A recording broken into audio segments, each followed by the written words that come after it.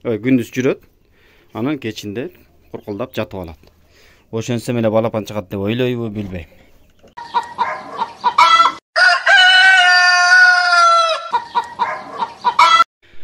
Assalamu alaikum, урматтуу бир туугандар, урматтуу тоок багуучулар, кандайсыздар? Ден соолуктарыңыздар жакшыбы? Ушинтип Рамазанды да аягына чыгарып койдук. Рамазан айында туткан орозуңуздарды, кылган дуа тилектериңизди Аллахым кабыл кылсын. Эки дүйнөдө жакшылыктарын берген болсун. Айылдан жаңы эле келдик. Түндө келе калып эле бир сыйра тооктор менен учурашып, ал акыбалын сураган соң жумуштарды бүтүрүп кайра келдик. Негизгисинен бүгүн сиздер менен бөлүшө турган жаңылык бар. Ал жаңылыкты айтканга чейин бир сыйра тооктордун ал акыбалын, эмне жаңылыктар, эмне өзгөрүүлөр болуп кетти, ошолор тууралуу бир сыйра бөлүшүп коеюн дедим. Бул короз бекеринен бул жерде турган жок. Бул корозду дагы, мраморный корозду дагы экөөнү тең бөлүп салдым тооктордон. Анан булардын тоокторун бири-бирине аралаштырып салдым.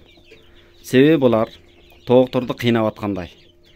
Буларды уже көргүсү келбей калды. Анан кой, көздөрүнө көрүнбөй эле өзүнчө тура тургула деп буларды өзүнчө бөлүп койдум. Бул жакта өзүнчө жатат, тигил ал жакта өзүнчө жатат. Экөөнү койсом, экөө мушташып, ит-мишик болуп аткандарынан кой дедим. Бул болсо брама. Мунун астында дережский гиганттын жумурткасы бар. Бул жакшы, буюрса кыймылдаган жок. Буюрса жакшы чыгат деген ойдобуз.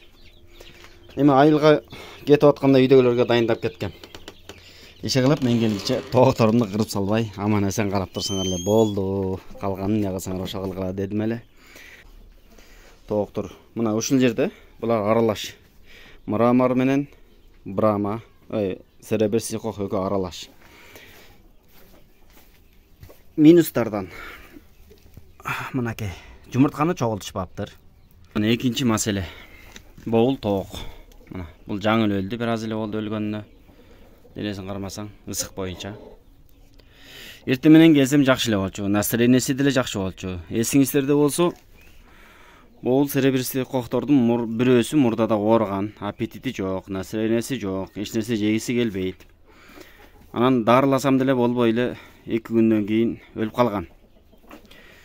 Бирок ага салыштырмалуу бул жакшынакай болчу. Жүргөн, реакциясы бар. Болгон ошонто акактап кыйналып аткан. Анан эмне болуп атат деп мен деле чындыгында көңүл бурган эмесмин. Анан азыр келсем өлүп калыптыр. Анан эмне болду деп мындай байкап көрсөм, байкуштун ичи өткөнбү деп турам. Ичи өтүп атып эле ошондон кыйналып өлүп калган го. Себеби бул жерде кыш жана келсем суюк буктур жаткан. Негизи мындай иче бербейт көп эле. Анан серебряныйларды карасам булар жакшы эле. Кимис ичти десем. Анан бул коктун моонусу өлүп. Кана. Ушул мына көргөз койчуке. Азыр бутап салдым. Мына бул жерде жатат. Кыркындалар. Ичи өтүп аткан сыяктуу. Анан кой деп бул да өлүп калбасын деп тетрасиклинден бирди берип койдум. Мраморный коктун корозу. Бул жалгыз, бул дагы зеригип атат окшойт. Зериксең да эмне кыласың эми? Айла жок. Булар болсо жакшы, аман эсен чоңойтуп атышыптыр. Жөжөлөрдү бакканча өздөрү дагы бир топ эс алып атышат окшойт. Жумуртка туубай, корозго кызмат кылбай дегендей, кыскасы. Жөжөлөр болсо кандай десем, тигил жакта турган жөжөлөргө салыштырмалуу бир аз кичирээк. Негизи бир 2 күн 3 эле күн айырма болгон. Бирок булар бир аз кичирээктей. Себеби аларга жеке өзүм кызмат кылдым десем болот. Булар болсо тоок эмнени таап берсе ошону жегенге аракет кылып атышат. Себеби аларга жумурткасын туурап берем. Жанагындай Ж1 деген жемин берип аттым. Ж1ди буларга берсем, боболор кошо жеп алат да, ысырап болуп калат. Жем болсо кандай кымбат болуп атат, аны билесиздер өзүңүздөр. Андыктан бир аз кичирээк сыяктуу, бирок аман эсен чоңоюп аткандыгына шүгүр. Булардан бир 10 чакты күн кармайм дагы бөлүп салам. Айылдан бир аз буудай, арпа жана башкаларды ала келдим. Себеби жемим түбөнөйүн деп калды. Бияктан жүгөрү алабыз. Анча-манча витаминдерин алабыз дагы аралаштырып, тоокко жем жасабаса азайып калды. Даже оокаттарымды жыйыштыра элекмин. Брамалар болсо жакшы, бирок брамалардын бирөөсүн таппай атам. Же бир жакка кычыкта өлүп калган. же мен өзүм мурдадан эсептен жаңып жүргөнмүн, билбей атам. Ошондой. Анан булардын бирөөсү ушундай бир жаман болду. Күндүз жүрөт, анан кечинде куркулдап жатып алат. Ошентсем эле балапан чыгат деп ойлойбу, билбейм. Брамалар. Боонун ичине жумуртка толуп кеткен экен. Анан батпай тетягына кээ бирлери сындырып, ары бери баскан сайын талкалап салыптыр. Анан калгандары мына бул жерге алып койдум. Бул жерде бирөөсү күрп болуп жатат экен. Астында не бар? Канча бар айтчы? 2 жумуртка. Ал жарабайт эми бирок. Анын алам дагы сага башка берем, Я. Жакшысың, Чыгарасың менен? Аман эсен? Мал, сен жакшысың. Ушундай. Негизги жаңылыктардан.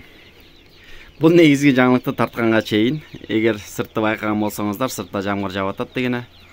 Бир күн өтүп кетти. Эртеси күнү кечинде тартып атам. Бирок эртеси күнү кечинде тарткандыгымдын дагы пайдасы болду. Себеби тетигил забор менен бул тоокананын ортосу ушундай бир 30-40 сантиметрдей проход бар. Ал проходко мен ар кандай өзүмдүн кереги жок окаттардын баардыгын ошоко ыргытып салгам. Ошолордун арасына кечеги жана видеонун башында издеп аткан брамалардын бирөөсү кирип кетиптир, калып калыптыр ошол жакта. Не болуп кирип кеткени, айкайым не издеп барган чындыгында билбейм. Балким байкаган болсоңуздар, тетигил жерде сөөл жан багып аткам. Ошол сөөл жанды казып, жейм деп кирип, аны ошо боюнча калып калганбы деп дагы турам. Бирок тирүү экен, аман эсен. Тоокторго алып барып кошуп бердим. Бирок 4-5 күн же андан агашып кеткен окшойт. Чочуркап калыптыр бир аз. Урушуп, мушташып, каяктан келген эмесиң деп тигилер кошпой атып, анан жарашты окшойт. Окшош эле экенбиз, сен деле тоок экенсиң, мен деле тоок экенмин деди, кыскасы. Пародабыз бир окшойт деди, окшойт. Жарашып калышты. Орун тапты.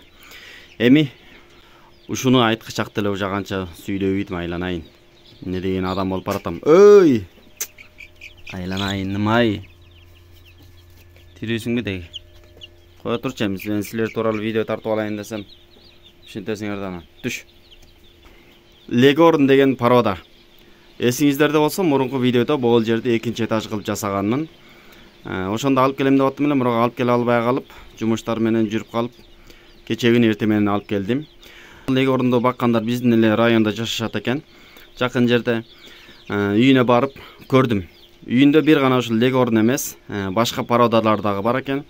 Анан кийинки видеолорубуз балким ошол бир туугандардын үйүндөгү тооканасы тууралуу маалымат болуп калышы мүмкүн. Колдон келген тажрыйбабыз менен бөлүшөлү деп калышты. Адлери бар экен, жана башка тооктору дагы бар экен. Негизи бизде көп эле тооктор бар, билесиздер. Ламан Брауну бар, ушул легорндар бар, Адлер бар, Таджон бар, дагы не деген Хайлайн дегендер бар, түрлүү несушка жумуртка багытындагы тооктор көп эле бизде. Анан кимисин баксам деп чындыгына көпкө чейин ойлондум. Интернетти чукулап отурдум, ар кимдин видеолорун көрдүм, ар кандай кеңештерди уктум дегенден кыскасы акыры ушул тоокко келип токтолдум. Булардын эмнеси жакшы экен? Биринчиден, мисалы башка Ламан Браунга караганда жемди азыраак жешет экен. Жумуртканы эми бирдей эле тууган болсо, алардыкы кызылыраак, мунуку ак болот экен. Бул өздөрү ак тооктор болот негизи. Эми булардын баардыгы меники эмес. Бул жерде азыр 60ка чукул тоок бар. Теңинен көбү бирөөнө кетет, туугандарымдын бирөөсүнө, анан калганын өзүм алып калам деп атам буюрса. Анан кимде бул тооктор тууралуу кандай маалыматтар бар, кандай тоок, кантип бакса болот, эмне деген каприздери бар, кимде эмне деген артыкчылыгы бар дегендей кыскасы ошолор тууралуу айтыңыздар. Жемди болсо Ж1 берип атам. Суусу болсо баягы өзүмдүн фирменный десем дагы болот. Өзүм үйрөнүп алган кошулмалары менен берип атам. Бул аябай жакшы, ич өткөккө дагы каршы болот. Отравлениеге каршы болот. Кыскасы көп нерсеге жакшы пайдасы бар. Арасында составында билесиздер, балы бар, аскорбинка бар, тетраксилин бар, фурацилин бар и марганцовка бар бир аз. Ошондой раствор десем дагы болот. Сиздер менен бөлүшө турган жаңылыктарым ушул болчу. Андыктан ашыкча сөздөрүм үчүн албетте сиздерден кечирим сурайм. Кийинки видеолордон амандашканча ассаламу алейкум. Аман эсен жакшы туруңуздар.